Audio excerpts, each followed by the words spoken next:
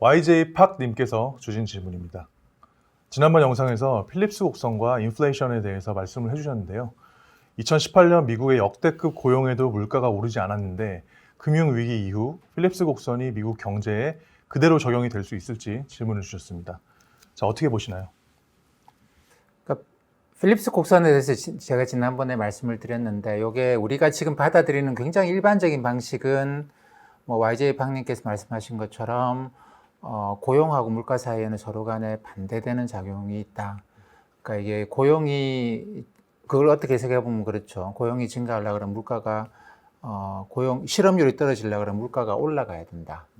그 물가를 못 올라가게 자꾸 막아 놓으면 실업률이 올라갈 수 있다. 뭐 이런 식의 이제 서로 간에 반대되는 작용이다라고 일반적으로 해석을 합니다. 해석을 하는데 그건 원래 필립스 그 자체 이야기는 아니에요. 그 이후로 그렇게 해석이 일반화된 건데 지난번에 말씀드린 것처럼 요거는 1980년대 물가가 올라가는데 경제가 파탄되는, 그래서 고용도 악화되는, 실업률도 더 올라가는, 그러니까 물가 올라가고 실업률 같이 올라가는 이런 식의, 이걸 이제 스태그플레이션이라고 하죠. 인플레이션에서 플레이션을 가져오고, 스태그네이션에서 경기 안 좋고 고용 안 좋은 그 스태그네이션, 그 다음에 인플레이션 두 개를 합쳐가 스태그플레이션이라고 이야기하는데 1970년대 이게 들어오면서 이게 생기면서 이제 이건 완전히 그냥 필립스 곡선이라는 건 어떻게 보면은 파탄을 맞습니다. 근데 필립스가 처음에 이야기한 게 이 실업률과 물가 이야기는 아니에요. 그러니까 필립스가 이야기한 거 정확하게 아주 좁게 해석을 해보면 뭐냐면 고용이 증가하면 그러니까 실업률이 낮을 때는 임금이 높더라라는 거고, 실업률이 높을 때는 임금이 낮더라라는 겁니다. 이거는 우리가 일반적으로 받아들일 수가 있겠죠. 구직자들이 굉장히 많아요. 그러면 월급을 좀 덜 받더라도 나 이제 취직하겠다라고 하지 않겠습니까?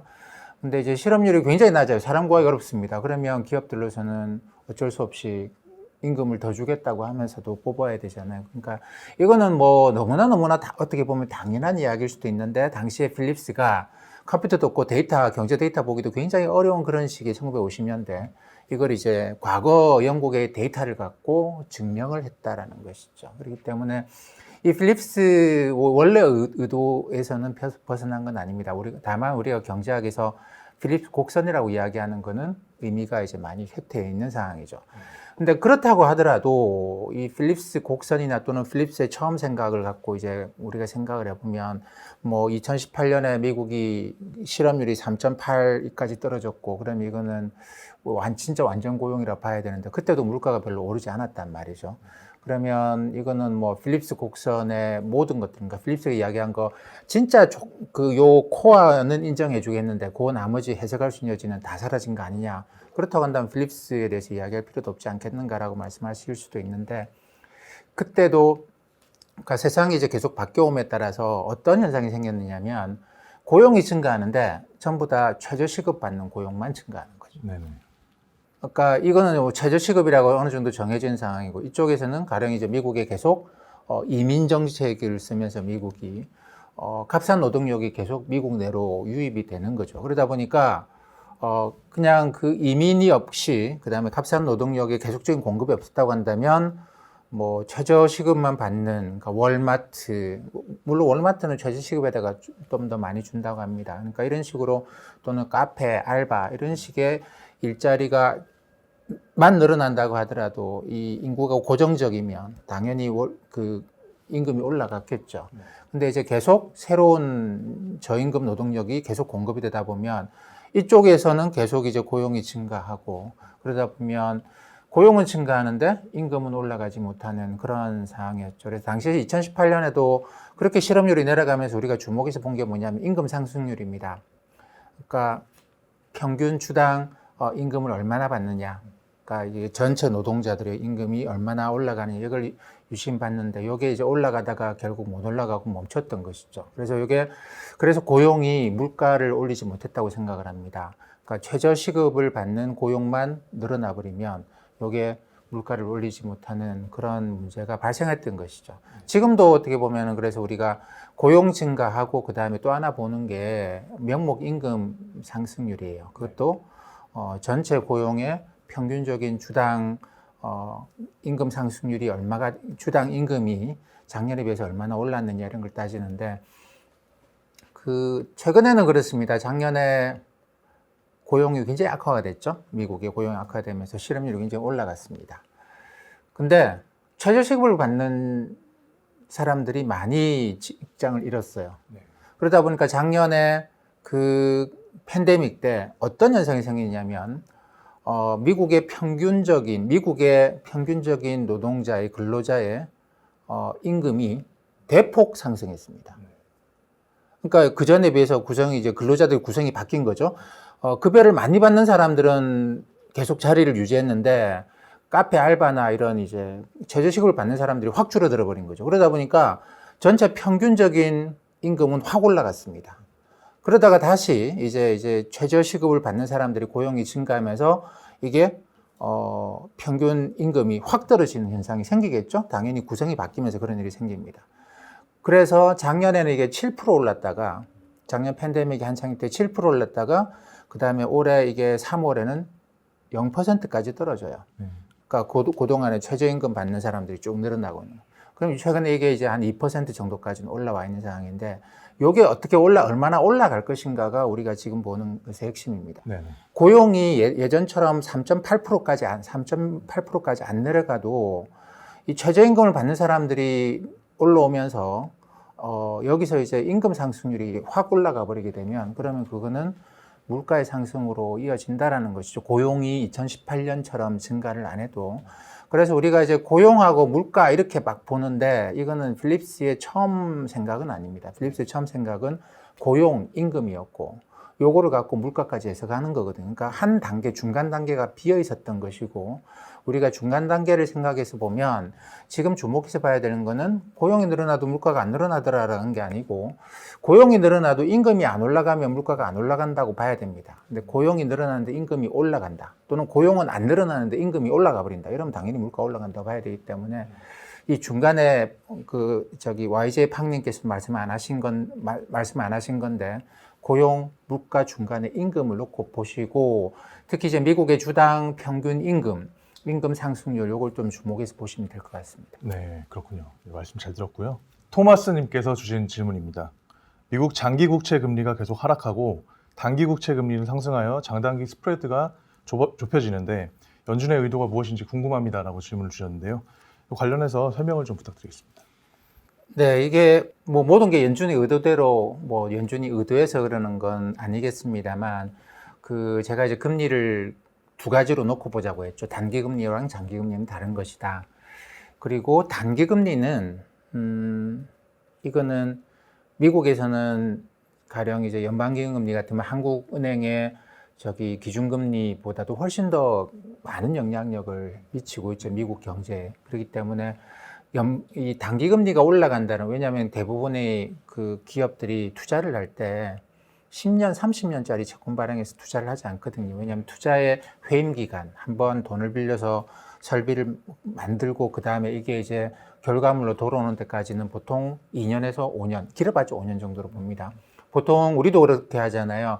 IT 기기를 투자한다고 가는 컴퓨터나 서버를 구입했다. 요거 감가상각 5년 보거든요. 그렇기 때문에 이거는 2년에서 5년 사이에 결과물이 나와야 되는 거기 때문에 투자를 할 때도 보통 이 2년에서 5년 정도의 금리가 영향을 미치는 거지, 기업이 투자하는데 10년짜리, 30년짜리 금리가 올라간다고 해서 투자를 줄이거나 그러지는 않는 것이죠. 근데 2년, 5년짜리 금리가 올라가면 기업도 투자를 줄이게 되는 그런 현상이 생길 겁니다. 그리고 가계가 대출을 받는 것도 마찬가지일 건데 10년, 30년짜리 대출을 받아서 가계가 이런저런 일상적인 활동을 하지는 않을 거라, 자동차를 구입하고 이러지는 않을 거란 말이죠.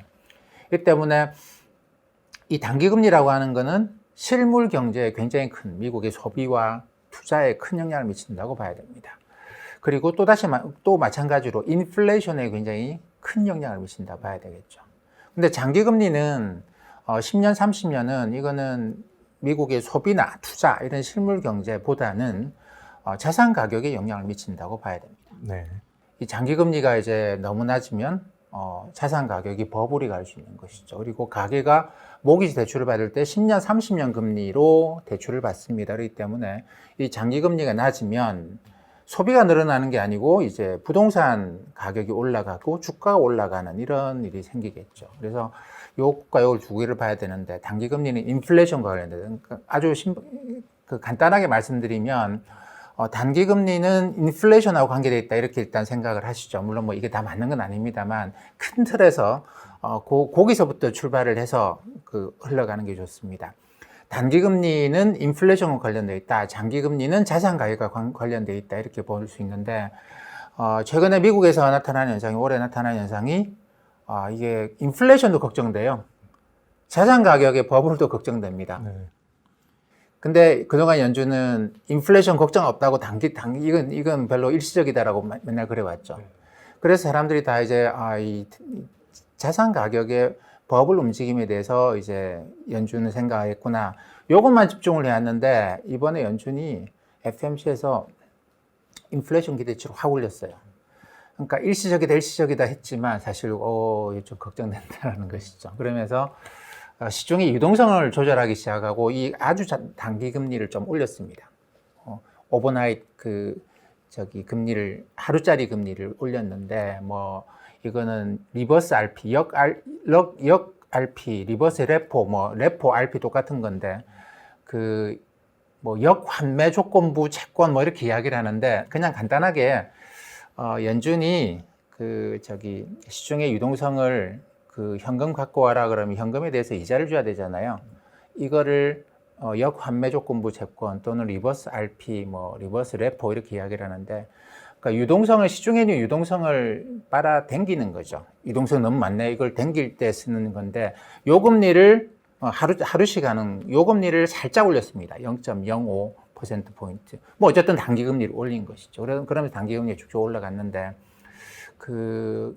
이걸 보게 되면 연준의 의도가 아마 자산 가격보다 지금 인플레이션에 대해서 먼저 좀 대책을 세운 것 같아요. 근데 인플레이션 심각하다 생각한 건 아닌 것 같고 심각하다 생각했으면 이걸 훨씬 더 많이 왔을 건데 심각하다고 생각은 안 했는데 자기네들이 그 정도로 인플레이션에 대해서 이게 물가 상승이 꽤 나올 것 같다라고 해놓고 아무 행동도 못할 테니까 요걸 약간 올려서 우리 인플레이션에 대해서 좀 대책은 세웠어요. 뭐 이렇게 하고 대충 넘어가려고 한 그런 것 같아요. 근데 그 과정에서 이제 기대했던 테이퍼링에 장기 금리 영향을 미친 테이퍼링에 대해서는 아무 이야기가 없었고 그래서 이제 장기 금리가 좀 떨어졌고 여기는 생각하지도 못했는데 인플레이션은 연준이 뭐 별로 신경 쓰지 말라고 했는데 연준이 여기에 대해서 대책을 내놓은 거죠. 일종의 아주 완만하긴 하지만 그러면서 이게 이런 움직임이 됐다라고 생각을 합니다. 근데 이게 계속된다고 보기는 어렵다라는 게 제 생각이고요. 그러니까 그때 연준은 뭐 이것도 하고 저것도 하고 어쨌든 전반적으로 금리는 계속 올리는 것이 제가 갖고 있는 기본적인 생각입니다.